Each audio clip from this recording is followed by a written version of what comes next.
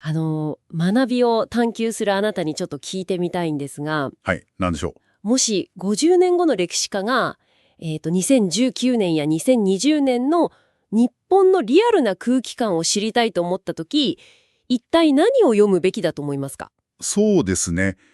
普通に考えたら、お堅い政府の公文書とか、ニュースメディアのアーカイブとかですかね。ですよね。でも実は、当時の人々が何に熱狂して、何に戸惑い、どんなことに飽きていたのかを最も色濃く保存しているのは、あるお笑いコンビのネタの書き起こし、つまりトランスクリプトかもしれないんですよ。ああ、なるほど。それはすごく興味深い視点ですね。今回はいつもとは全く違う角度からの深掘りになります。今回我々の手元にある膨大な情報源は、日本で絶大な人気を誇る漫才師、ナイツがステージで披露してきた膨大な漫才やコントのテキスト群なんです。一般的にお笑いの言葉っていうのは、その場で消費されて、笑い声と一緒に空へ消えていくものだって考えられがちじゃないですか。はい、普通はそう思いますよね。でも、彼らの何年にもわたる漫才のテキストを時系列に並べて、一つの巨大なデータベースとして俯瞰したときに、全く別の顔が見えてくるんですよね。そうなんです。今回の私たちのミッションは単なるお笑いのネタ解説じゃありません。この膨大なテキストが日本の近年の社会動向やニュースを記録したタイムカプセルとしていかに機能しているか。ええ。そして人間の認知のズレを利用した驚くほど高度の言語学的手法を彼らがいかに駆使しているのかを解き明かすことです。よし、これを紐解いていきましょうか。お願いします。彼らの漫才を読み解く上でまず注目すべきなのは、彼らがニュースの見出しではなくて、人々の記憶のフックを正確に記録しているという点なんですよ。記憶の服ですか？はい。ただの事実の羅列ではなくて、感情の伴ったディテールですね。それテキストを読んでいてすごく感じました。私はこれを社会の感情の放射性炭素年代測定みたいなものだと思ったんです。感情の放射性炭素年代測定。面白い表現ですね。例えば新しい元号の令和が発表された時のネタがあるんですが、はい、はい。ただ改元しましたねで終わらないんですよ。5月1日の大安に合わせて高橋みなみさんたちが令和婚をしたっていう当時のあの謎の熱狂ぶりとか、ありましたね、令和婚。そうそう。それに、巨人の坂本雄人選手が令和第1号ホームランを打った時の話題にも触れているんです。しかもそこで、平成第1号の原監督のホームランの時、坂本は生後4ヶ月だったっていう異常なほど具体的な事実を引っ張り出してくるんですよ。ここで非常に興味深いのは、そのディテールの選び方なんですよね。と言いますと。人間の記憶って、抽象的な数字とか大きな歴史的出来事よりも、パーソナルで具体的な映像に強く結びつくじゃないですか。確かにそうですね。イチロー選手の引退会見を扱ったネタもまさにそれでした。数々のメジャーリーグでの大記録とか、歴史的偉業にはほとんど触れないんです。触れてなかったです。その代わり、彼をずっと支えてきた由美子夫人が、これまでに2800個ぐらいのおにぎりを握ってくれたっていう、ものすごく個人的で、でも映像として脳裏に焼き付くエピソードに焦点を当てていましたよね。なるほど。スポーツニュースなら通算何千本安打っていう数字がトップに来るのが正解だけど。ええ。でも、彼らは、リビングルームでテレビを見ていた大衆が、へーって最も感情を動かされた、いわば国民的共有知識の最も柔らかい部分を抽出しているんです。本当にそうですよね。藤井聡太九段、今の藤井タイトルホルダーですが、彼が14歳で達成した歴史的な29連勝の話題とか、はい。あとは大谷翔平選手の経歴ですよね。欧州出身だとか、高校時代に時速160キロを出したとか、日本ハム入団時の栗山監督の説得なエピソードとか。誰もがうっすらと共有しているあの感じを極めて高い解像度でテキストに定着させているわけです。芸能や社会のニュースへの切り込み方も徹底していますよね。スマップが解散した時の20年間の歴史とか、5時間の特番、中居くんの涙、それからカルロス・ゴーン被告の保釈金が10億円だったことなんかもあります。当時の空気が蘇ってきますね。それでここでテキストを読んでいて一つ気づいたことがあるんです。ソースの中には、豊田真由子議員の暴言問題とか、籠池氏をめぐる話題、あるいは政治家が税金を SM バーに流用したなんていう当時かなり物議を醸した政治的なニュースも数多く含まれているんですよね。はい。かなりセンシティブな内容も入っていますね。ええ。ただここでリスナーの皆さんにもはっきりと念押ししておきたいんですが、私たちもそして彼らも一切の政治的な立場を取っているわけではないんです。そうですね。そこは重要なポイントです。はい。特定の政治家を非難したり擁護したり、そういうイデオロギーからのメッセージ発信という意図は全くありません。あくまで当時の日本中がそのニュースに驚き、社会現象として消費していたという事実をフラットに報告しているだけなんですよね。ええ。彼らは説教者ではなくて、徹底した観察者なんですよ。社会の熱量が高い出来事であればあるほど、人々の記憶に強く残っている。なるほど。その強固な事実の共有という土台があるからこそ、強力な裏切りを作れるわけです。でも先生、ここでちょっと疑問なんですが、はい。なんでしょう。いくらディティールを正確に捉えているとはいえ、ただ共有された事実を羅列するだけならそれは情報番組のキャスターと同じじゃないですか。彼らはこの生の事実をどうやって笑いに変換しているんでしょうか。それこそが彼らの持つ最大の武器である認知のズレを利用した言語学的手法なんですよ。認知のズレですか。ええ。彼らはリスナーの頭の中に前提として共有されている事実を正確に把握した上で、それをほんの少しだけ歪めて脳の予測機能をバグらせるんです。ここからが本当に面白いところなんですが、ソース全体に共通している言い間違いとかすり替えのメカニズム。あれは本当に緻密ですよね。はい、計算し尽くされています。私が一番好きな例は、数字とアルファベットのすり替えなんです。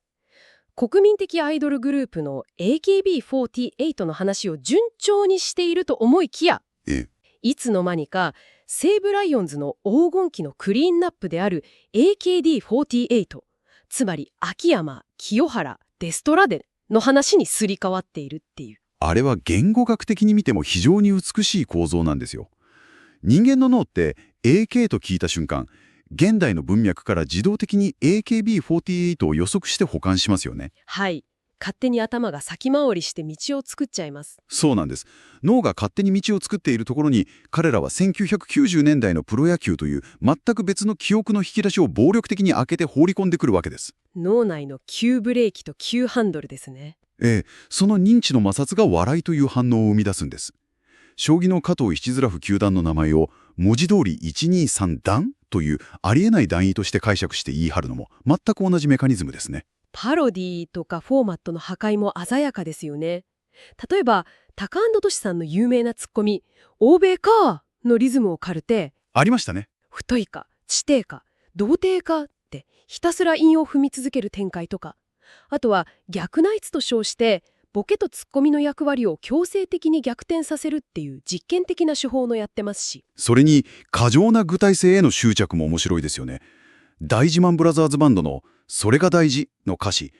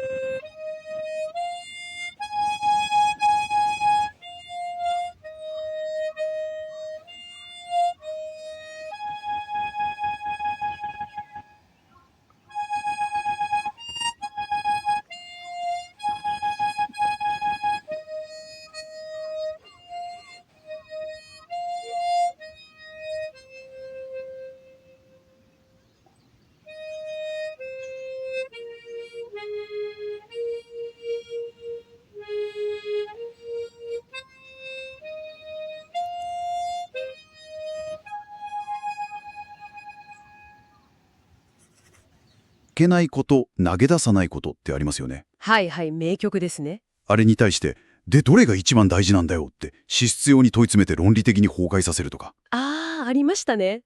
それと、設定の露骨な借用も笑いました。斬新なコントの設定を思いついたって豪語しながら、バツさんの建設会社社長が元嫁が設定したパスワードを聞きに行くとか。大妻田十和子と3人の元夫ですね。そうそう。あとは、歌舞伎の家に生まれたプロ野球選手とか。俺の家の話ですね。実在の大ヒットドラマの設定をそのままなぞるっていう。これも観客がすでにその設定を知っているという前提を逆に取った遊びですよね。そうですね。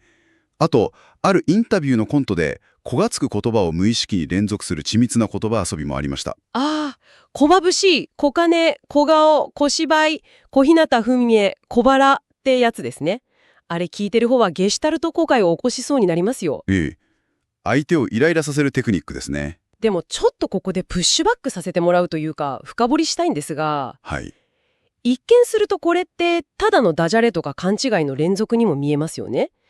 なぜこれが高度なコメディとして成立するんでしょうか。ダジャレと何が違うんですか？非常に鋭い質問です。単なるダジャレとの決定的な違いは、異常なまでの確信なんですよ。異常なまでの確信。はい。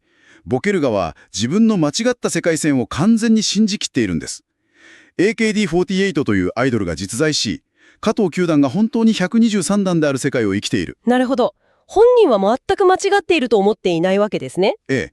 一方で、ツッコミ側は何とか相手を現実の共通認識の側に引き戻そうと必死にもがくわけです。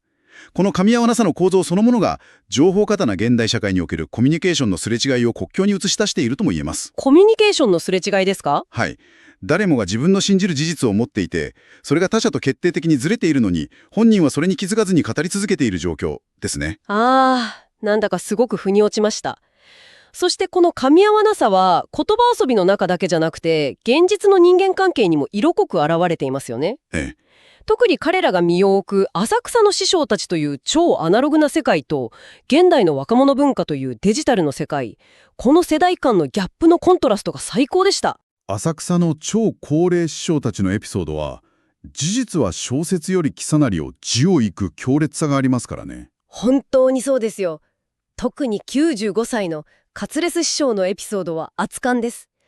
長寿の秘訣として馬肉を食べるとか、演芸場まで毎日自分の足で歩いてくるんですが、ある日転んで文字通り亀のように裏返ってしまったと。大変な状況ですよね。なのに一緒にいた夫の成田さんは倒れた師匠を心配するより先にポケットから落ちたお金ばかりを拾うのに必死だったっていう。完全に彼らだけの論理で世界が回っていますよね。さらに狂気を感じたのが、その師匠を車で送迎する際のエピソードなんです。車内が師匠の焚いたお香の匂いで充満しているだけでもカオスなのに、はいはい。運転手への道案内を右とか左じゃなくて角斜めとかまっすぐ行くのを後車とか将棋の駒の動きで指示してくるんですよ。これは深い問題を提起していますよね。カツレツ師匠の中では、将棋の駒による道案内が完全に論理的で正しい言語として成立しているわけです。ええ。でも受け取る側には全く理解不能ですよね。そうなんです。それこそが絶対的な確信を持った噛み合わなさの究極の形なんですよ。将棋の駒でナビされる世界線って恐ろしすぎますよ。一方で彼らのテキストは現代のデジタルのスピードとの断絶も描いていますよね。ええ。TikTok の倍速再生の話ですね。そうです。若い世代が倍速再生に慣れすぎているせいで現実の10代の動きそのものが早送りに見えてしまうっていう錯覚の化けとか。あとは、15分の漫才に慣れきった自分たちの体が、現代のテレビの1分ネタのスピードに対応できず麻痺しているっていう自虐もありました。リスナーの皆さん、これってあなた自身の職場や家族の集まりでも起きていませんか？最新のアプリを使いこなす若手と、将棋の駒で道案内するような独特のローカルルールで動くベテラン。この漫才は日本の縮図を見ているかのようです。非常に鋭いですね。彼らは稽古師匠のような超個人的でニッチな事実と TikTok のようなグローバルで普遍的な現象を同じテーブルに並べているんです。ええ、10日に扱っていますよね。そうです。両極端の情報をぶつけることで、我々がいかに情報速度の違いに翻弄されているか、そしてその摩擦がいかに愛おしいものかを教えてくれるんです。効率化された現代社会では生まれないバグやノイズの面白さですね。さて、これらはすべて何を意味するのでしょうか。ええ、考えさせられますね。今回は膨大な漫才のトランスクリプトを通じてニュースがどう記録され、言葉がどう解体され、世代間の摩擦がどう表現されるかを探求してきました。その場で消費される笑いの中に、これほどまでに当時の人々の体温や社会の構造が保存されていたというのは本当に驚きでした。では最後に、これを聞いているあなたに一つ挑発的な問いを投げかけたいと思います。はい。今日あなたがスマートフォンで読んだニュースを思い浮かべてみてください。5年後、10年後、そのニュースはどう記憶されているでしょうか。ええ。もしかすると、公式な歴史書や真面目なドキュメンタリーよりもですね、誰かが作った不謹慎だけど笑えるジョークとか、勘違いのコメディの中の方が、当時の人々の本当の熱量や空気感を色濃く残して生き延びるのかもしれません。なるほど。ユーモアこそが最も耐久性のある歴史の保存装置だとしたらというわけですね。まさにそれです。あなたは明日からニュースをどう読み解きますか？世の中にあふれる情報の見方が少し変わりそうですね。ええ。日常に潜む情報や笑いの裏側をこれからも一緒に深掘りしていきましょう。今日も最後までお付き合いいただきありがとうございました。ありがとうございました。